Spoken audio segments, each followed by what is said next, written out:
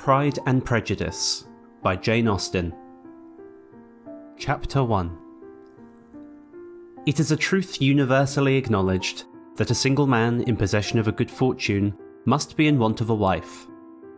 However little known the feelings or views of such a man may be on his first entering a neighbourhood, this truth is so well fixed in the minds of the surrounding families that he is considered as the rightful property of some one or other of their daughters.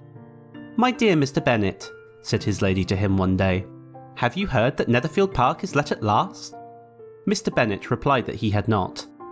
"But it is," returned she, "for Mrs. Long has just been here, and she told me all about it." Mr. Bennet made no answer. "Do you not want to know who has taken it?" cried his wife impatiently. "You want to tell me, and I have no objection to hearing it." This was invitation enough. "Why, my dear, you must know. Mrs. Long says that Netherfield Park is taken by a young man of large fortune from the north of England, that he came down on Monday in a chaise and four to see the place, and was so much delighted with it that he agreed with Mr. Morris immediately that he is to take possession before Michaelmas, and some of his servants are to be in the house by the end of next week." "What is his name?" "Bingley." "Is he married or single?" "Oh, single, my dear, to be sure. A single man of large fortune, 4,000 or 5,000 a year. What a fine thing for our girls." "How so? How can it affect them?"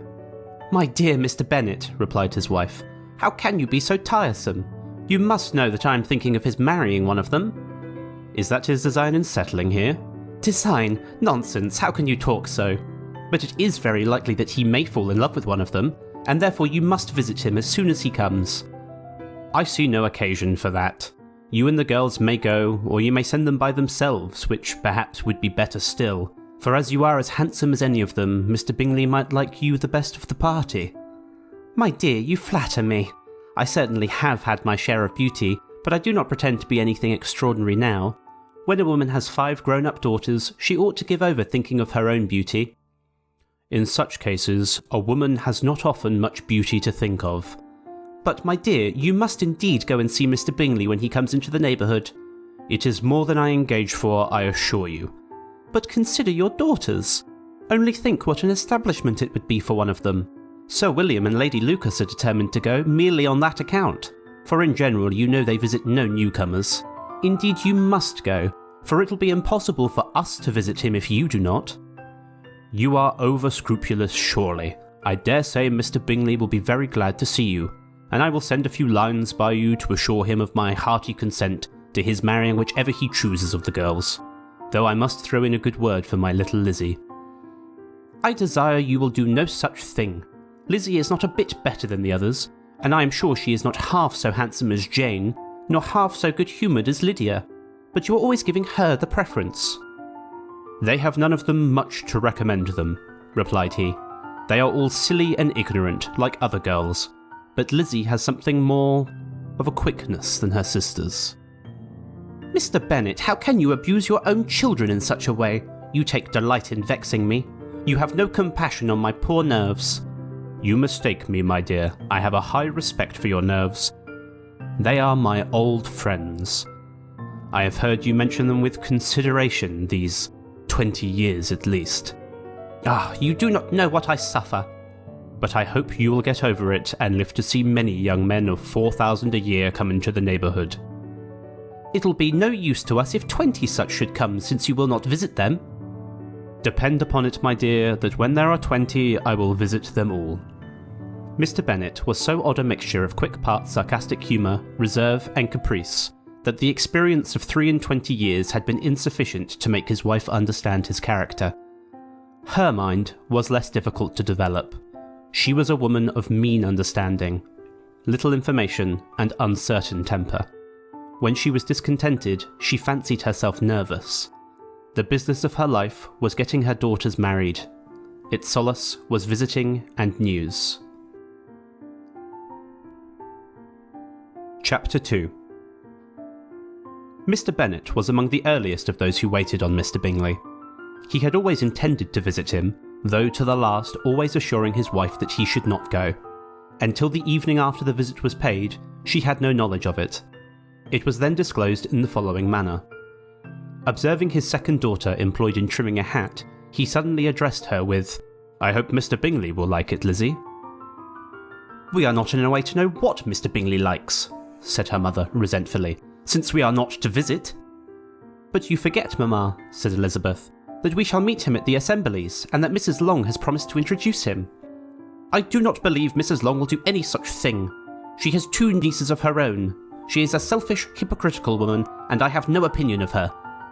"No more have I," said Mr. Bennet, "and I am glad to find you do not depend on her serving you."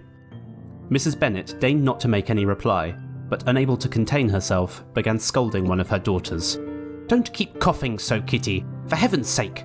Have a little compassion on my nerves. You tear them to pieces." "Kitty has no discretion in her coughs," said her father. "She times them ill." "I do not cough for my own amusement," replied Kitty fretfully. "When is your next ball to be, Lizzie?" "Tomorrow fortnight."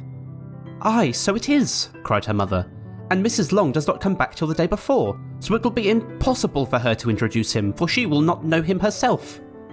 "Then, my dear, you may have the advantage of your friend and introduce Mr. Bingley to her."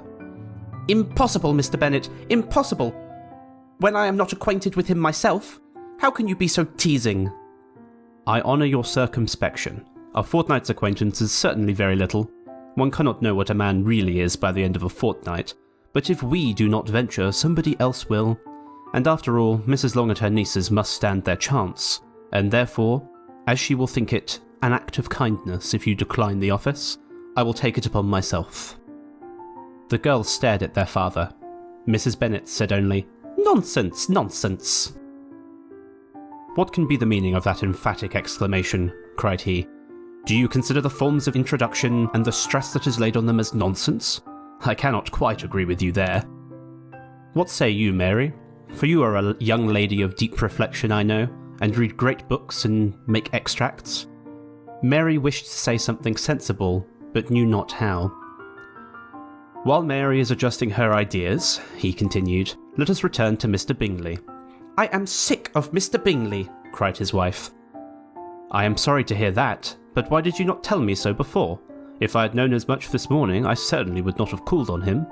It is very unlucky, but as I have actually paid the visit, we cannot escape the acquaintance now." The astonishment of the ladies was just what he wished, that of Mrs. Bennet perhaps surpassing the rest. Though when the first tumult of joy was over, she began to declare that it was what she had expected all the while. "How good it was in you, my dear Mr. Bennet! I knew I should persuade you at last. I was sure you loved your girls too well to neglect such an acquaintance. Well, how pleased I am! And it is such a good joke, too, that you should have gone this morning, and never said a word about it until now." "Now, Kitty, you may cough as much as you choose," said Mr. Bennet, and as he spoke, he left the room, fatigued with the raptures of his wife. "What an excellent father you have, girls," she said when the door was shut. "I do not know how we will ever make him amends for his kindness, or me either for that matter. At our time of life it is not so pleasant, I can tell you, to be making new acquaintance every day. But for your sakes he would do anything. Lydia, my love, though you are the youngest, I dare say Mr. Bingley will dance with you at the next ball." "Oh," said Lydia stoutly, "I am not afraid, for though I am the youngest, I'm the tallest." The rest of the evening was spent in conjecturing how soon he would return Mr. Bennet's visit, and determining when they should ask him to dinner.